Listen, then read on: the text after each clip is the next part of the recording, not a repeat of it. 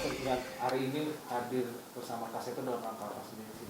Oh ya, halo selamat sore. Jadi tujuan saya ke sini ketemu Kak Seto untuk membicarakan soal yang baru saja viral di sosial media beberapa waktu lalu tentang anak kecil yang di diberikan anggur merah yang menurut saya itu sangat-sangat tidak wajar, sangat-sangat tidak pantas dan tidak boleh. Dan terima kasih banyak Kak Seto sudah menyediakan waktunya. Ya itu. Oke, berarti ingin bicara karena perihal anak kecil yang Iya, di Papua yang betul. menjadi sempat ramai itu. Betul. Dalam melihat dirimu sendiri merasakan seperti apa sih dengan ceritanya dari yang anak kecil itu yang sempat disiksa dengan ibunya? Iya, dengan ya. Jadi informasi yang saya dapat sih selama ini memang itu keluarga ya, mungkin antara itu kakaknya atau tantenya, tapi menurut saya itu sangat-sangat salah dan tidak boleh dibiarkan. Dan saya merasa bahwa banyak sekali video-video di Indonesia ini yang bercanda yang sebenarnya tidak pantas untuk dijadikan bahan bercanda dan jadi perlu ada yang speak up about it dan membantu Kak Seto selama ini sudah melakukan hal yang sangat luar biasa untuk anak Indonesia dan saya pikir tempat yang tepat untuk saya berkoordinasi dan membicarakan hal ini adalah dengan Kak Seto. Ya. Nah, dirimu adalah salah satu jebolan Putri Indonesia 2015, betul. dari Papua sendiri. Papua Barat. Nah, berarti merasakan dong ya sebagai apa ya, sama-sama dari Papua juga. Betul. Iya, dan itu ya bukan cuma karena saya dari Papua ya Kak, tapi karena memang ini hal yang tidak boleh dimanapun. Nah, itu nggak sangat-sangat saya no, it's a big no. Ya. Sorry, agak dipotong sedikit Kak. Ya. Kalau saya mengetahui bahwa mungkin ini bukan budaya atau apa, tapi di Papua sini sebenarnya minuman keras itu seperti apa? Karena dulu saya pernah tahu setelah bermain bola patah hati itu biasa Pasti dikasih, betul. Nah, Iya. itu gimana? Atau memang dari awalnya memang sejak dulu itu sudah ada atau gimana? Kalau sepengetahuan saya ya dari saya tinggal di sana waktu sampai SMP, saya hijrah ke Jawa. Itu memang sudah ada kayaknya karena itu sih kolonisasi yang dari Belanda kan memang dari cerita-cerita dan dari buku-buku dan pengetahuan yang kami dapatkan memang dikasih ya disediakan untuk orang sana. Jadi menurut saya sih itu agak sedikit banyak masih turun-temurun sampai sekarang.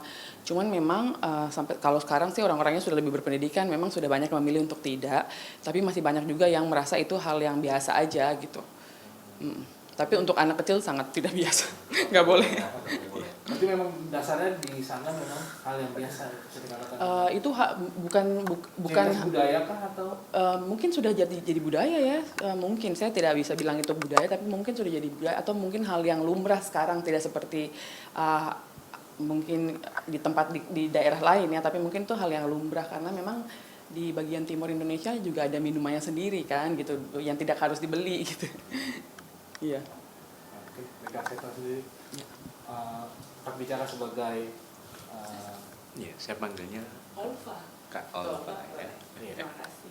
melihat kejadian seperti ini anak yang di Papua sendiri seperti apa Kak Seto melihat?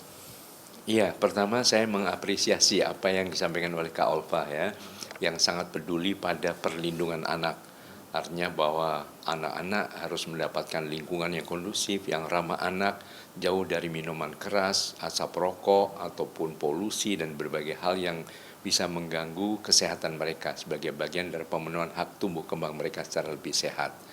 Dan pada waktu saya dihubungi oleh Kak Olfa mendapatkan laporan ini, saya juga merasa sangat terkejut, sangat prihatin ya, dan bahkan kami juga mengajak Kak Olfa untuk bersinergi di dalam kegiatan perlindungan anak, mungkin menjadi anggota kehormatan dari Lembaga Perlindungan Anak Indonesia, karena di sana juga kami ada ujung tombaknya adalah Lembaga Perlindungan Anak Papua, dan ketuanya adalah Kak Idam Khalid, itu juga pengurus dari LPAI tapi berdomisili di Papua. Jadi mudah-mudahan kita juga bisa secepatnya mengajak sebanyak mungkin generasi muda Papua juga untuk peduli pada perlindungan anak.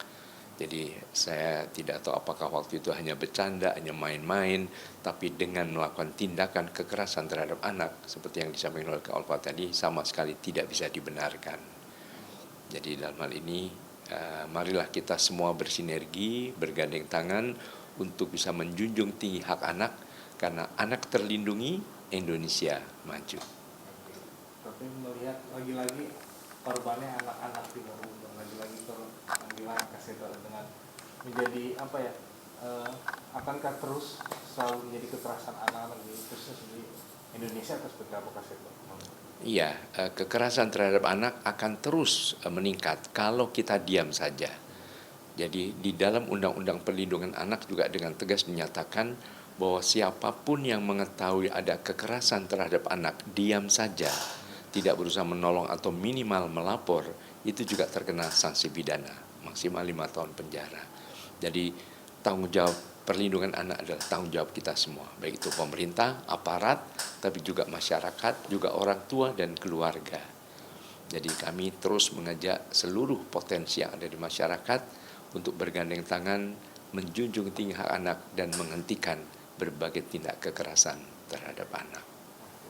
Nah, dari kejadian anak yang di Papua itu sampai sekarang update-nya seperti apa sih Kaseto? Tidak lanjutinya atau seperti apa mungkin? Ya, kami juga dari tim kami sudah menghubungi juga Polda Papua untuk bisa melacak keberadaan kasus ini dan kemudian juga ya menegakkan hukum harus ditegakkan. Karena bagaimana juga siapapun yang melakukan kekerasan terhadap anak itu terkena sanksi pidana maksimal 3 tahun 6 bulan penjara. Jadi mohon hal ini menjadi suatu tradisi budaya, ibaratnya melindungi anak perlu orang sekampung, perlu bersama-sama untuk mengedepankan kepentingan terbaik bagi anak. Kalau ini Bang? Mungkin harapan yang diinginkan selain karena tadi kan menganggapnya sebuah budaya di Libanon, perlu nggak misalnya buat supaya tidak ada korban lainnya yang seperti itu, pesannya buat dari Kak Seto untuk mungkin spesifik orang-orang ibu-ibu yang ada di Indonesia Timur? Iya, memang untuk menegakkan kesadaran pentingnya perlindungan anak itu harus saling mengingatkan. Maka salah satu gagasan kami yang sudah mulai dibentuk sekitar 7 tahun yang lalu, yaitu membentuk seksi perlindungan anak di setiap RT dan RW. Jadi kita singkat Sparta, yaitu seksi perlindungan anak tingkat rukun tetangga.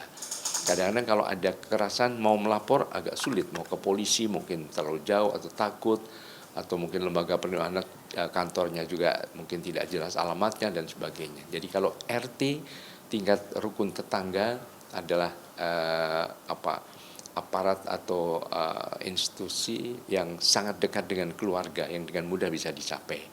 Nah, kami sudah mengkampanyekan itu sejak tahun 2013 dan di sini waktu itu kebetulan mendapatkan rekor muri sebagai RT pertama yang sudah dilengkapi dengan seksi perlindungan anak. Jadi siapapun juga perlu melapor dan selalu ada langkah preventif, yaitu ada kegiatan berkumpul bersama, kemudian saling berunding, mengingatkan ibu-ibu. Sekarang sudah ada undang-undang perlindungan anak, jadi bukan zamannya lagi mendidik dengan cara kekerasan, jadi mendidik dengan kekuatan cinta. Oke. Tapi dengan kejadian anak yang di Papua itu akan terus mengawal kasus ini Kaseto dari Kaseto sendiri seperti apa sih?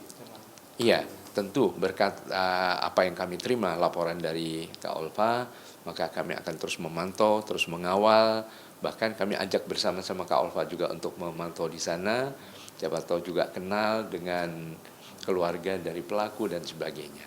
Intinya kami sangat senang kepedulian yang sangat tinggi, khususnya dari generasi muda ya, dan generasi muda dari mantan anggota atau Putri Indonesia ya, yang tentu sangat dikagumi banyak orang dan mempunyai power untuk bisa mengingatkan semua pihak, sehingga mudah-mudahan lebih banyak lagi juga putri-putri Indonesia yang juga peduli pada perlindungan anak di tanah air. Nah, mungkin dari Kak sendiri gimana dengan kejadian ini adalah bisa dikatakan mewakilkan di daerahmu ya, Papua yang menjadi insiden kekerasan pada anak. Yeah. Akankah ada tindak lanjutan lagi dari dirimu untuk proses ini atau seperti apa? Jadi memang dari hari pertama detik itu ketika saya melihat video itu saya langsung share dan saya bilang tolong cari tahu atau siapapun yang mendapat info tentang ibu ini tolong segera menghubungi saya gitu karena ini sangat-sangat tidak dibenarkan. Jadi ini kasus menurut saya cukup banyak video yang tersebar di sosial media dimanapun yang orang pikir tuh bercanda ya, tapi yang menurut saya itu tidak benar, tidak boleh dibercandakan. Dan walaupun cuma maksudnya mungkin baru ini aja yang apes, terserah deh kalian mau bilang apa ini apes, tapi tetap saya harus proses.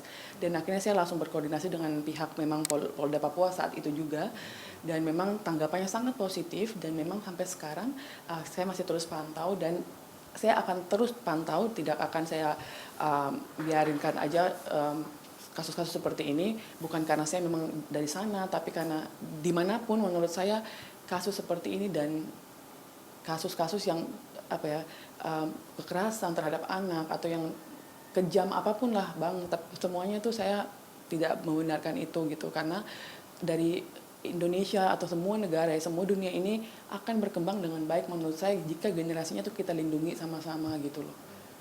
Ya. Berarti dirimu akan terus kampanyekan kekerasan stop pada anak walaupun melihat dari kejadian dari Papua ini dan sekitar Indonesia juga akan tetap betul. Jadi memang saya berasal dari Papua tapi bukan berarti menutup kemungkinan untuk mengkampanyekan misalnya ada hal-hal yang seperti ini terjadi yang dari negara maksudnya dari kota lain dari daerah lain. Saya tidak menutup kemungkinan. Saya dengan senang hati jika ada yang kayak gitu silakan lapor, jika kami bisa bantu dengan terus memantau itu pasti akan saya lakukan gitu.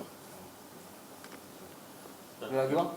Oke, harapan terakhir sendiri untuk apa tidak akan terjadinya betul. anak apa mau sampaikan sendiri? Ya, jadi harapan saya untuk kedepannya adik-adik, saudara-saudara, kakak-kakak semua yang ada di Indonesia dimanapun kalian berada, saya harap dengan kejadian ini tidak akan lagi terulang di masa yang akan datang. Siapapun itu tolong kita belajar dari kasus ini bahwa anak itu bukan mainan, anak itu bukan bahan bercandaan. Kita semua kalangan, semua level dalam masyarakat harus melindungi anak gitu loh. Jadi tolong untuk jadi suatu pembelajaran untuk ke depan, hal-hal kayak begini, kalau ada yang terjadi tolong dilaporkan segera mungkin, semua harus ikut bertanggung jawab gitu. Ya, mungkin kasih tuh sempat ramai nih di sosial media menjadi pembicaraan tentang masalah rambut Kaseto yang katanya rambut palsu, kan. Sempat ada memaparkan dengan rambut Kaseto yang masih basah habis berenang. Itu gimana Kaseto? Iya, memang spontan saja karena berkali-kali saya sudah banyak mendapatkan pertanyaan baik melalui media sosial maupun langsung. Secara langsung sering kadang teman-teman yang sudah 40 tahun nggak bertemu dan sebagainya, teman SMA bahkan teman kuliah begitu itu banyak nih apa ibu gue atau apa tanya rambut kamu asli atau pakai wig sih gitu. Ya coba kamu jangan aja ini ditarik gini. Oh asli juga ya, ada teman-teman begitu. Jadi akhirnya masih banyak juga yang masih menanyakan itu kok rambut anti badai atau apa gitu. Nah akhirnya pas kemarin habis nemenin cucu berenang main-main gitu, terus pas sudah agak dikeringkan, terus ada foto sama cucu, terus kan ya udah sekalian aja, saya bilang selfie aja, saya bilang saya foto dulu. Setelah itu setelah rapi kan mau memberikan webinar juga, terus saya foto lagi, terus saya tanya kepada Mas Thomas ini menantu saya ini, dia yang mengelola kegiatan media sosial saya tanya ini kalau dimasukkan ke Instagram bisa nggak ya kira-kira ya untuk menambah pengetahuan aja, ini loh aslinya begini, boleh juga begitu ya, nggak nyangka lah udah masuk begitu saja. Terus loh kok rame kenapa apa itu ada telepon rambut kamu tuh loh kok tahu lah, yuk lihat dong. Saya ini memang agak gaptek ya, nggak masih baru lah permain di media sosial ini ya, jadi kadang nggak tahu artinya hanya Instagram, nggak tahu Twitter, nggak tahu Facebook dan sebagainya. Jadi ya sudah akhirnya Oh ya, ya sudah mau apa lagi begitu. Tapi yang cukup menarik adalah perihal rambut Kaseta yang apa ya selalu berpenampilan seperti itu. Jadi seakan-akan melihat kayak Kaseta memakai. Kenapa sih Kaseta mempertahankan posisi rambut yang dari dulu sampai sekarang seperti itu Kaseta? Ya sebetulnya ini yang paling mudah dirawat lah, artinya begitu keramas selesai tinggal disisir ke sini ke kiri udah mapan begitu. Nah kadang-kadang mungkin kalau misalnya harus menempuh badai supaya tidak kabur kemana-mana, mungkin dikasih hairspray ya, disemprot hairspray aja untuk yang poninya aja gitu, supaya kalau terbang kemana-mana memang jadi menutupi muka juga gitu, menutupi mata. Jadi nah saya pakai ini karena dulu pertama kali waktu masih muda penggemar The Beatles gitu kan. The Beatles begitu. Lalu kebetulan kan saya umur 4 tahun ini kan paling bandel waktu itu ya, nggak bisa diem, naik pohon jatuh, kepala di bawah bocor, dijahit. Nah supaya nutupi jahitannya makanya ditutupi pakai poni begini gitu. Memang alasannya seperti itu ya Kaseta ya? Iya. Memang suka grup brand The Beatles dan Iya. Betul, jadi modelnya ya mirip-mirip seperti beliau lah gitu.